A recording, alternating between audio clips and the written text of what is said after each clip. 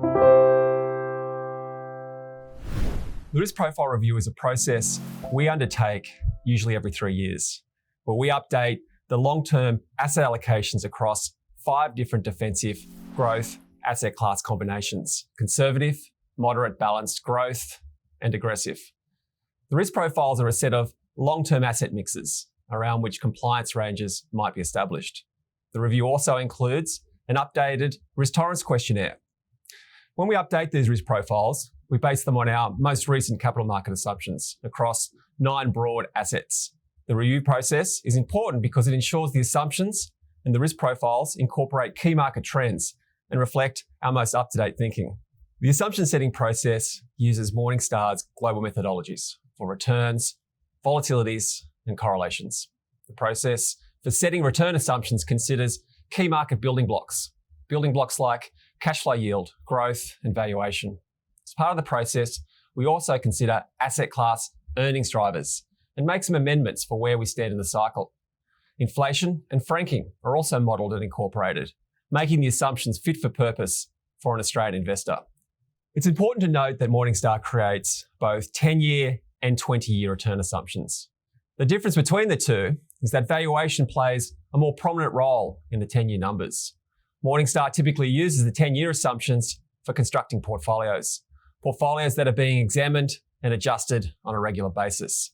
But we typically suggest using 20-year assumptions for very long-term projection and planning purposes. 20 years better aligns with the projection horizon of investors seeking to grow wealth over multiple decades. Since we last updated the numbers, Australian shares have underperformed their global counterparts, while property and infrastructure assets have been affected by the pandemic. Cash and bond rates have also fallen, with the RBA moving the cash target rate from 1.5% in 2017 to 0.1% today. With that backdrop, key changes since the last review include slightly higher return expectations for Australian shares, REITs, and infrastructure.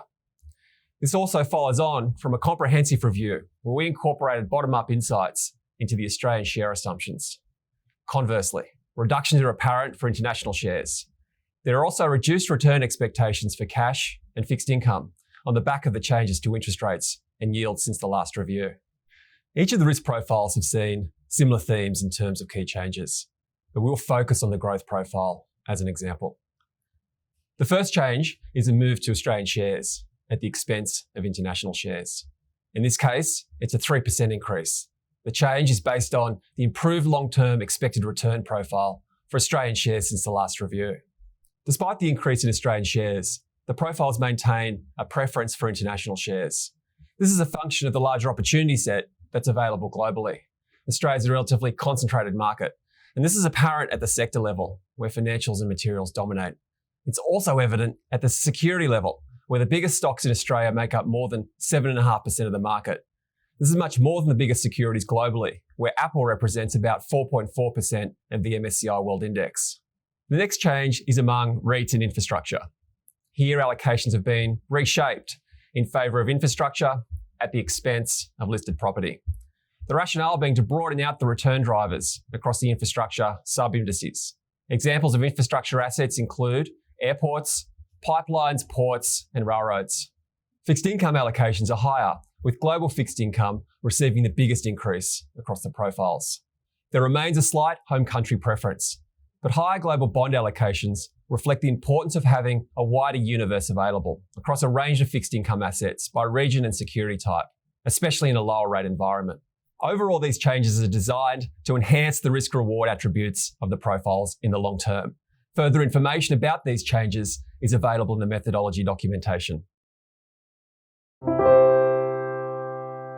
Any advice in this video is general advice prepared by Morningstar without reference to your objectives, financial situation, or needs.